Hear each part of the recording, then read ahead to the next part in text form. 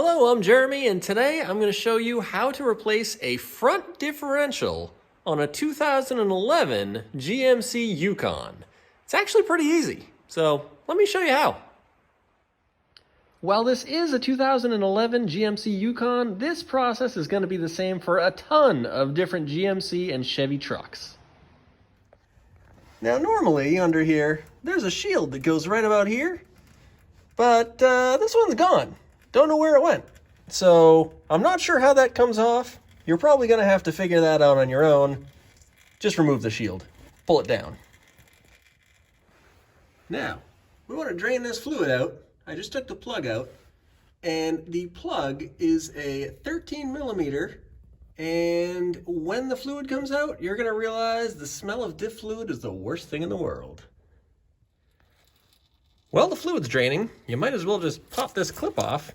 This is the four-wheel drive actuator. And if you just pop that clip back, it should just, oh yeah, there we go. Pops right out. Easy as pie. Now you're gonna notice you've got two axles, and each axle has 6 bolts in it. So there's 6 on the passenger side, and there's 6 over there on the driver's side. You're gonna pull out all those bolts. 1, 2, 3, 4, 5, 6. Gotta rip them out. Up above the filler, there is a rubber hose that is the breather, and this one happens to be already disconnected, but you're gonna wanna make sure that you disconnect this hose, because if you don't, you're gonna either snap off the plastic piece in the hose, or you're gonna hang the differential from the hose, and you're gonna be wondering why it doesn't come out. So make sure you disconnect that hose. Now, we gotta disconnect the electrical wire too from the top of this thing. Up here, there is an electrical wire. And it's got a handful of clips that hold it in place. So what we have to do is we have to disconnect those clips so that when we pull this diff out, we don't accidentally hang the whole thing from the electrical wire either. These are what the clips look like. Now you can take them out 2 ways. You can actually use a flat tip screwdriver like I mentioned and pop it in the clip and it'll spring right open. Or you can pull the push pin section out, which is what I did. Same thing with the one up here.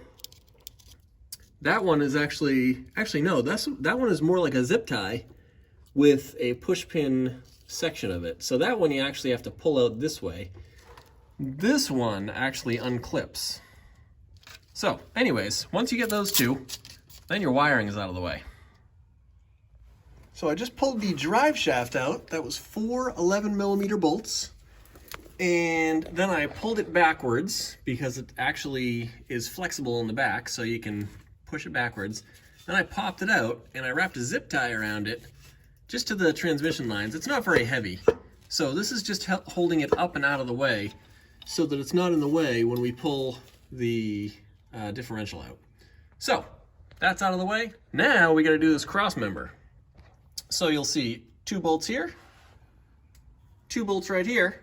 We're going to pop out all 4 of those bolts, and then the cross member is going to be no longer here. So then the differential should pretty much just fall right out, hopefully.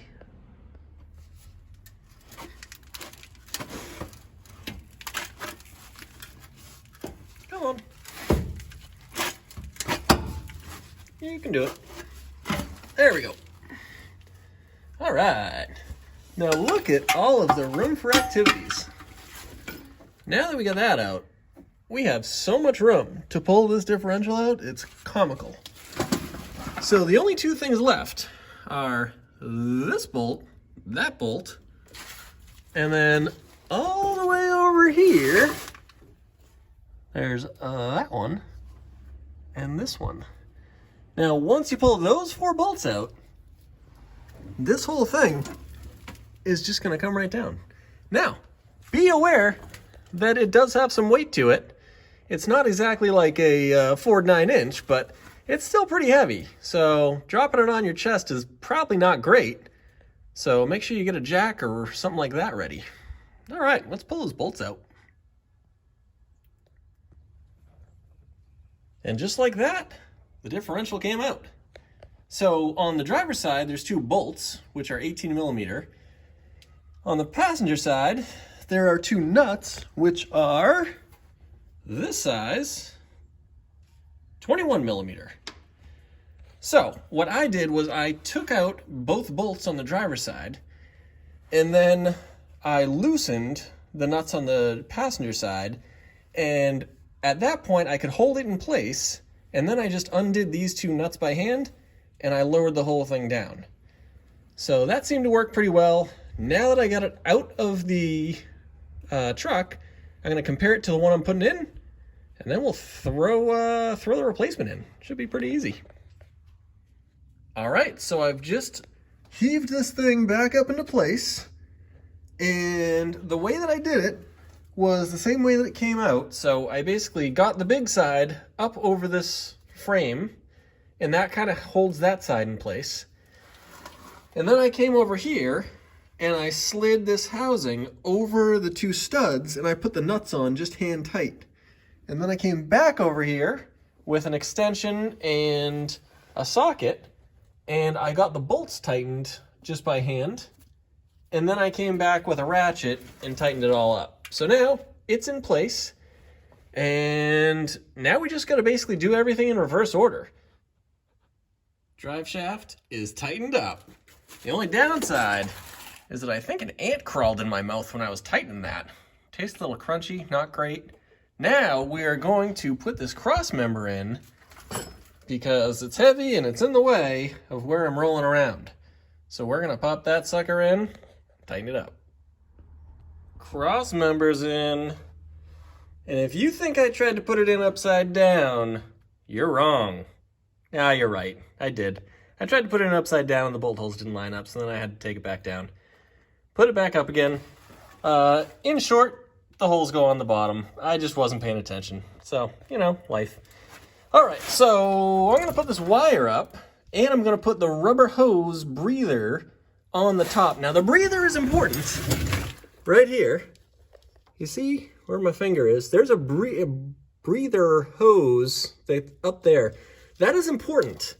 If you don't put that on there, you're gonna end up with water getting in your differential, and then your differential is gonna eat itself. So definitely make sure you put the breather back on. Don't forget that. All right, let's put it on and wire some wire stuff. The wiring is attached. The clips are clipped. And now it's axle time. We got 6 bolts on each side to do. And we're gonna do them right now. So what's left, you say? Well, what we gotta do is we gotta pull this plug out, which I already loosened, like so, because this is the spot where you fill the differential with fluid. You just dump it right in there. But what I'm gonna do first is pull this out and drain whatever fluid is left. So this is a junkyard differential, by the way. So I'm gonna pull out whatever fluid is left in this, not onto my chest. I'm gonna actually put a drain bucket in here, and I'm gonna get out whatever fluid is left, and then I'm gonna tighten this bad boy back up, and then I'm gonna put about 1.5 quarts, I think, of 75/90 synthetic gear oil. And yeah, that's what I'm gonna do. I'll show you in a second. So this is what I'm using. Synthetic 75/90 gear oil from my local parts master. And I have read that it is 1.5 quarts, but what you do is you just basically fill it up until it's just around the point where it's about to start dripping out of here. And hopefully it's around 1.5 quarts, because that's what I've got. And then it's full, you put the cap back in, and then you're done. So let's fill it up and see how much it takes. So it looks like it was just less than 2 quarts. It was more than 1.5 quarts, it seems. And I basically just filled it up until it dripped back out, and then I let it drip until it stopped. And then I put the cap in, made sure this thing was tight. And at this point, I'm done. I got the axles tightened up, the differential is bolted in, the cross member's in place, the drive shaft's in place, the electrical parts up here are plugged in, and they're all clipped into place. So this thing's done. Now I just gotta take it for a ride and make sure everything's cool. So let's do that. All right, so we're back at the garage. The GMC now drives awesome. It doesn't have any more noises from the front differential. So I think that's a pretty big win. I think it took between 3 and 4 hours for me to rip the old one out and put the new one back in. And it's got new fluid. It's nice and quiet. It all works properly. So yeah, huge success. So thank you very much for watching. I appreciate it. Be sure to subscribe, like, share, and ring the bell, because that's what people do. And I guess we'll see you next time. If you enjoyed this video, maybe you'll like seeing some other videos that I may be putting up here and here, I think.